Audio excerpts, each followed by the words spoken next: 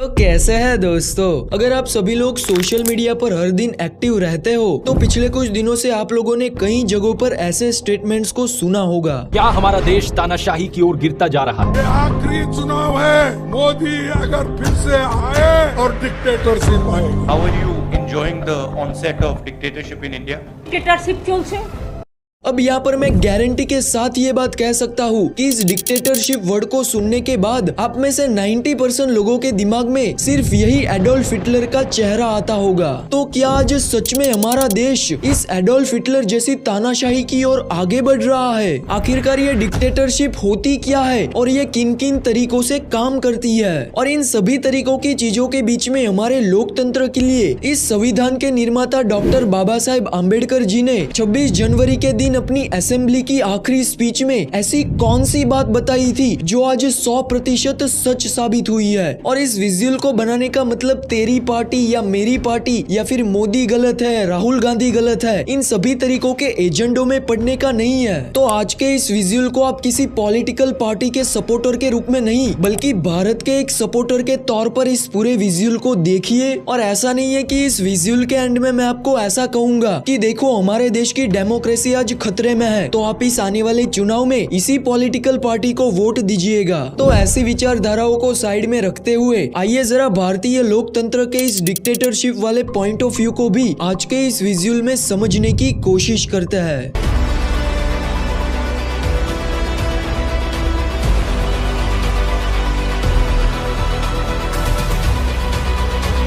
मोदी अगर फिर से आए तो नए चुनाव होंगे। तो देखिए, तानाशाही कोई ऐसी चीज नहीं है जहाँ पे कोई एक ही आदमी किसी देश या फिर कोई पर्टिकुलर फील्ड पर कंट्रोल करता हो, बल्कि डिक्टेटरशिप का ये पूरा पावर स्ट्रक्चर अलग अलग भागों में डिवाइड होता है और इसके कई सारे अलग अलग टाइप्स की हम विजुअल में आगे बात करेंगे। मगर इसके पहले आइए हम जरा इस तानाशाही के कुछ गहरे इतिहास को जान लेते हैं। सो वैसे तो ये एक Latin word dictatorship ancient Greek साम्राज्य की एक परिभाषा है, मगर इसका विकास आमतौर पर रोमन साम्राज्य के साथ में ही हुआ था, जिसमें एक रोमन डिक्टेटर एक स्पेशल मैजिस्ट्रेट होता था। और स्पेशली जब कोई देश बहुत सारी परेशानियों से घिर जाता है तब उन देश की काउंसिल द्वारा इन तानाशाह को सभी शक्तियां प्रदान करके इन्हें देश का एक नया लीडर बनाया जाता है। तो एटलीस्ट रोमन साम्राज्य के शासन के दौरान इन डिक्टेटर्स और इनकी डिक्टेटरशिप्स को ज्यादा क्रूर या फिर हिंसाजनक नहीं माना जाता था। इनफैक्ट पूरे रोमन साम्राज्य के शासन के दौरान तकरीबन 85 डिक्टेटर्स को चुना गया था। और साथ ही साथ यहाँ पर इन डिक्टेटर्स को लेकर एक रूल ऐसा भी था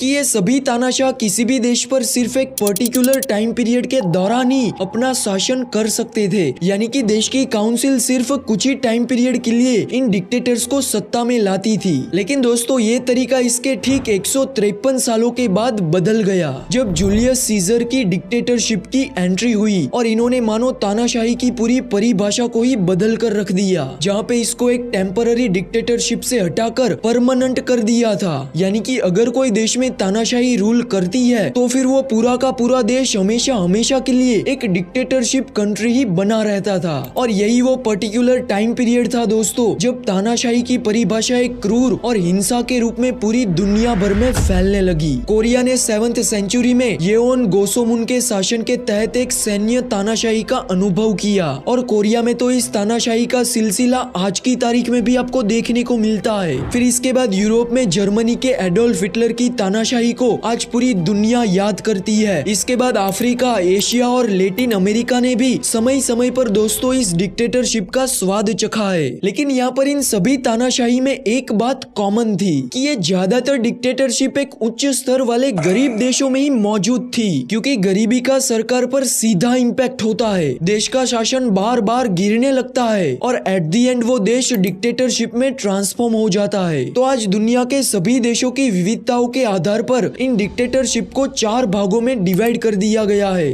जिसमें पहला टाइप आता है सैन्य यानी कि मिलिट्री की तानाशाही, जहाँ पे कोई सीनियर लीडर द्वारा इन मिलिट्री का यूज करके सरकार को गिराया जाता है, जिसे आमतौर पर एक सैन्य तख्ता पलट भी कहा जाता है। और ऐसी तानाशाही पिछले कई दशकों से पाकिस्तान और नॉर्थ कोरिया जैसे देशों में मौजूद थी। फिर इसके बाद दूसरी तानाशाही आती है वन पार्टी की, जहां देश में एक ऐसी सरकार मौजूद होती है जिसमें कोई एक ही राजनीतिक दल पूरे देश भर में हावी होता है, जहां विपक्ष में ऑपोजिशन पार्टी या तो होती है, चुनाव भी कराए जाते हैं, लेकिन इसमें इन विपक्षी दलों का इन्वॉल्वमेंट ना के बराबर होता है। और आज रशिया इसका सबसे बेहतरीन एग्जाम्पल प्रोवाइड करता है, जहां विपक्ष में जो भी नेता व्लादिमीर पुतिन के खिलाफ खड़ा होता है उसको या तो किसी न किसी रीजंस की वजह से जेल भेज दिया जाता है या तो फिर वो किसी सड़क पर मरा हुआ मिलता है। और आज दोस्तों हमारे देश में जो डिक्टेटरशिप की बातें हो रही है वो भी एक इसी तरीके की तानाशाही है। इसके बाद इसका तीसरा टाइप आता है पर्सनलाइज्ड डिक्टेटरशिप,